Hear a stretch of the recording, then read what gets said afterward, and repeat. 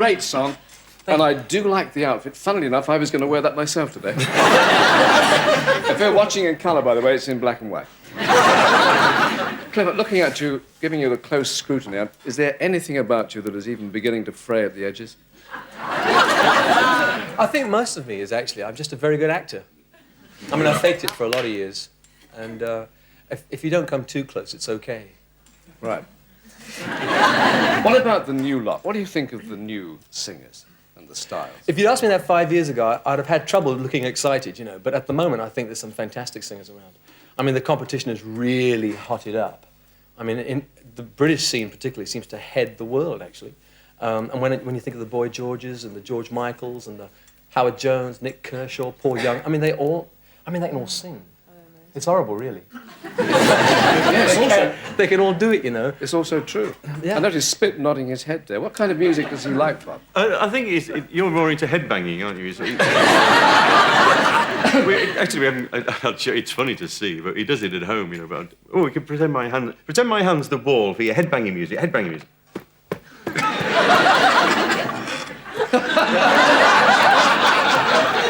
No, leave him down there for a minute, that's right. Now, Cliff, who kindled your interest from the very beginning? Elvis. Of course. Because, I mean, the people that were on the radio when I first got into listening to the radio were, you know, really fine singers. Like people like Perry Como, Frank Sinatra, Bing Crosby, Teresa Brewer, Rosemary Clooney. But as good as they were, they didn't inspire me to be like them. I was prepared to just sit and listen to them. But when I heard Elvis, I mean, I really couldn't believe the noise that came out of him. I mean, it is a noise as well we make, isn't it? We just make noises, and if we're lucky, some people like buying it, and that's it. Did you ever meet? No, it's interesting you were talking about Fred. Fred Astaire you're talking about. Yeah, he's now Fred. I know, but when I was going to meet, well, with Elle, I never ever got to meet him. Oh, that's sad. No. See, Fred Astaire's my idol. I got to meet him. You know, the awful thing is I had a chance to, because in 1976 I went to the States to promote Devil Woman. And I don't know how some journalist had the authority to, but he said to me, you know, if you'd like to meet Elvis, I can arrange it. But Elvis was going through a very fat period. You know, he had that, I don't know, something wrong, wasn't there? Because he got very fat and then he'd lose weight. Yeah. And I thought, well, look, I'll wait till he's lost some weight. Because, you know, my childhood image was of this animal, and every now and then they'll show you clips on the TV. You could see what he really was. The thing that really excited the nations across the world was, I mean, a real animal of a person. And I thought, well, I won't go yet. And then, of course, he upped and died far too early in life, and I always wish now that I'd taken him up and I should have met him anyway. Yeah. But you see, Twiggy's gone huge and gross. How this happens to people. I can't believe, I heard you say 7 stone something. I mean, it's nonsense. Is that a woman's weight? Generally. It's that woman's weight, yeah. I don't know what people weigh. I don't know. Well, you were a chubby lad, weren't you? I wasn't at all a stick, you know. Funny enough, I mean... But there's nothing of you now. No, but I worked at it. Oh, you diet? I diet. I stick to one... I stuck to my diet, though. 1 meal a day. I've got friends who diet like every fortnight. You know, and every 2 weeks they look great. And what happened? Did you just look in the mirror and say, that's chubby? Well, partly, but... No, mine... Some people may have heard this, but I was watching Coronation Street. This is a long time ago. Minnie Colwell.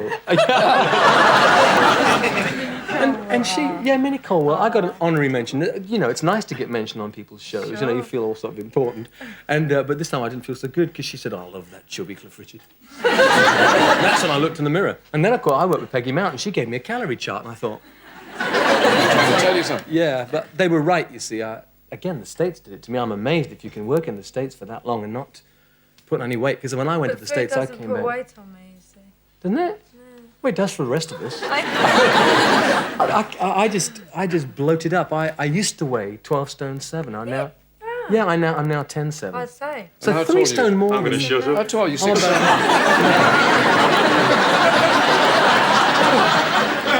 Don't you dare tell him. All is revealed already, mate. No, I've been thinking... I've got very... No, my legs aren't overweight, it's my belly. No, I must lose some weight, mustn't you? I must. But Cliff, you've got 3 sisters. They spoilt you rotten, did they, as a child? Oh, I think, fortunately, I was the eldest in the family. I think if you're going to be the only boy, you've got to be the eldest. So I Yes. kind of ruled the roost a bit, but we got on really quite well. Were you a tough, nasty little boy?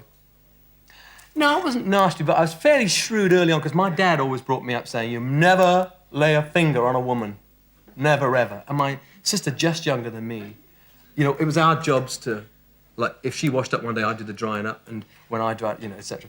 And my granddad came to live with us, and he thought the world of her, so he did all her jobs. And she used to come to me going, so she used to incense me, chase me. I got newspaper and I rolled it up and I walloped her like mad.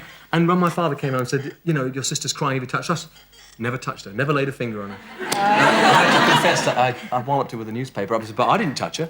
That's good thinking. They're used to the word woman. I remember we were about 12 at school, there'd be a party, you say, you bring in a woman. Oh, yeah, I can remember when you'd say, you going out with a woman this weekend? And I said, oh, yeah, I'm meeting Betty. But, you know, you remember you used to always say, I'll meet you inside the cinema. Yes. So that the money... Why, so you didn't have to pay? You didn't have to pay for the tickets. He's a very shrewd lad indeed. Was it... mustn't ignore spit here. Did you have a house full of pets? Yeah. Well, what sounds like with CATS? Carry on spelling it like that. He won't Okay, well... we know what you mean. There are two instances that I can remember. When I was a child in India... we had a CAT. We had the CAT, and I can remember being told that no matter what you do with a CAT, if you dropped it from any height, it always landed on its feet. And we used to live on a first-floor building, and I remember getting hold of one of these CATs. Oh, you didn't? I did, yeah. But I was only about 5. He picked it up with a newspaper. He didn't actually touch it.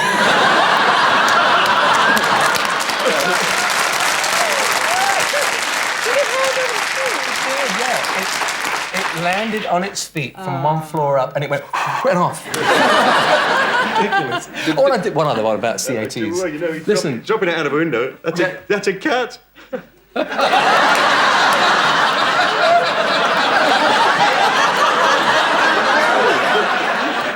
Try it from the 5th floor, he said.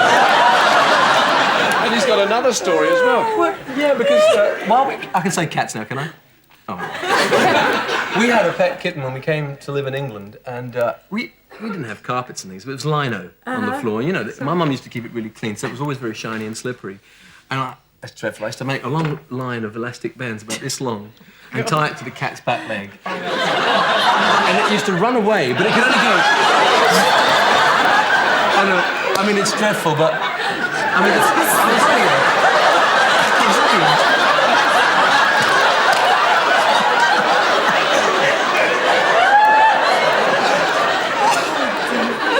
He's spitting on, we get on really well. He's not too keen on cats himself, as you might gather. I wouldn't have thought that. Anyway, was it a house full of music? I suppose it must have been.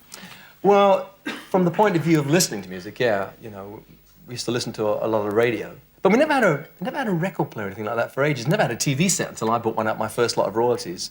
And the only way we got the record player was because my dad won, I think it was about £40. Things had changed on the pools, and it was a big sort of argument what we should have. So we had a vote on it, and my mum and I voted my dad out, and we said we'll have a record player. So we bought a record player. You can't buy a record player for 40 quid now, can you? No, he certainly can't. No. But it was a dance set as well. Yeah, I had dance sets after that. Dance sets was the ones that we finally could afford to put in the bedroom, you know, when things got a little better. But it's funny you were saying about you didn't have a record player, because we didn't either. But my sister, who's 7 years older than me, was a great Paul Anka fan, was her great love of her life. And I can remember the first record, she went out and bought Diana, but we didn't have a record player, so every night we'd get it out and look at it. I was like 5. That But reminds that's me really of... funny, isn't it? We didn't have anything to I buy know a it few on, other but we thought stories it was like Right, let me chuck a few old headlines at you, Cliff. This one, it says, headlines of the day about you. Is this boy too sexy for television? True. Britain's bad boy of pop. Is he a bad influence on your daughter? In fact, the daughters were rather keen to be influenced, weren't they? Well, I mean, you know, when you start off, you know, particularly if you're a fella, I mean, most of your audience... That's how I started, huh?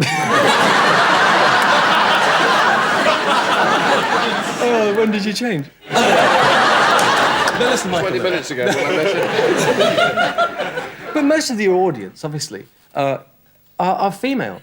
So it's the same for all the groups that start now. That's the way nature presents it. And I used to have a lot of female fans, obviously, and they were not too concerned about.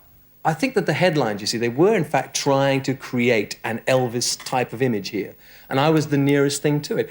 They said things about me that I'd never thought of for myself, but when I read somewhere, for instance, that this guy's eye is smaller, you know. I mean, first of all, the Shadows and I fell about laughing. And then I thought, well, I mean, if they think it looks good, I'll do it. So I used to come on going, the hooded eyes, you know, and all that. But what did the girls do to show their affection? How mad did they go? Well, one girl sort of posted herself to me. Well, although she didn't actually post herself, because there was no franking on the stairs, but she put herself in a box and got her boss to deliver it. Well, I thought, you know, you get presents, don't you? I thought, someone's given me a TV set. I was so excited, you know, I ripped this box open and this girl went, can I have an autograph? Apart from really dying of fear. Yeah. Must be nice to get a 38-inch television set. And deliver it.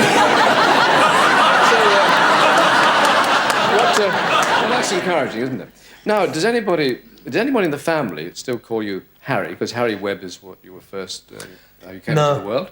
No, as soon as I chose the name Cliff Richard, I came home and said, you know, I've just chosen this name. And they said, all right, Cliff. And from then onwards, I mean, the only one that used to make the little mistake every now and then was my youngest sister, who'd say, Harry, oh!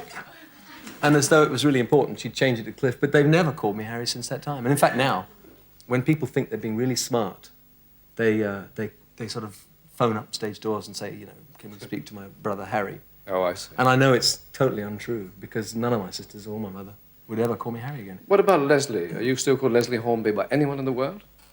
My mum and my dad and my sisters, that's about it. They still call you Leslie? I wish that I could go back to Leslie, because, I mean, Twiggy is such a stupid name. Leslie. It is! But yeah, how do you stop people? What happens, yes, when you're Everybody knows me 83? like that. I know, it's going to be... Because you won't be how Twiggy, to will do you? it. You'll Well, be huge and You fat can't with that. change You your name. can't, though. Everyone No. knows me as that. All my friends, everybody. Yeah, but your whole public knows you as Twiggy. That would be impossible. You can't change it, Twiggy. It's a shame Well, as we're that talking about the this- problems of, what about the private life intrusions and the rest of it? The press are on about you, and Sue Barker, they've never left you alone. Now, how much do you resent that? I don't mind anymore. The only thing is that in recent years, it seems to me that it's spilling over. I think that people like us are up for grabs anyway. Yeah. You know, we're public figures, etc., and so therefore you are, you know, in for a bit of firing. But just recently, it's kind of touched on friends of mine. You know, there's been innuendo about relationships with friends of mine who have got girlfriends, and my sister tells me that my nieces come back sometimes and the kids have been ribbing them at school, and you think, oh no, you know, it's awful. It's bad enough at school anyway, peer pressures, etc. But to have that thrown in, so I get a bit annoyed on their behalf. But from my own point of view, I think to myself, well, I've survived 26 years of this. I'll manage another 26. Doesn't really worry me really. I can't understand the attitude of journalists really. Not all of them, Well, obviously. that type of journalism, there are different types of Yeah, they are, That but- type of journalism is the lowest. It's just It really is. Well, any journalist, though, as far as I can see, has always wanted an angle. And whereas if they ask you a question about, like, Sue and I try to explain exactly what the situation was, they went away and wrote that thing with an angle to it. So they didn't quite come out saying what you'd said, but it came out perhaps the way he thought it might read best. And I don't know that that's right. I don't know that people want to know about that. They want to know about us, don't they? What we feel personally. And that's why I think doing shows like yours and getting on the radio, where you get a chance to be looked at and you say what you want to say, and then people can either believe it or not. Yeah, because often they Mind you, do edit, quote you. They edit this show. We shall...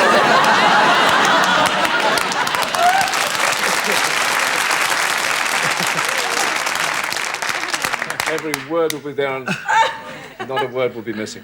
Is it...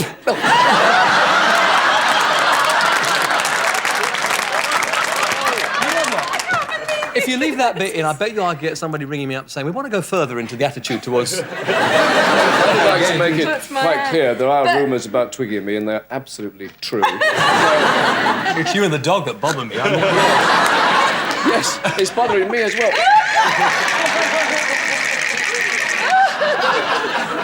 Thank you for that. We needed a bit of exercise and fresh air. At which point, I must say many thanks to you, to Cliff Richard, to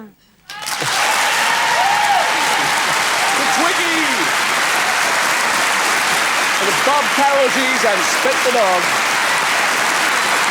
Thank you for your company. See you next week. Bye-bye.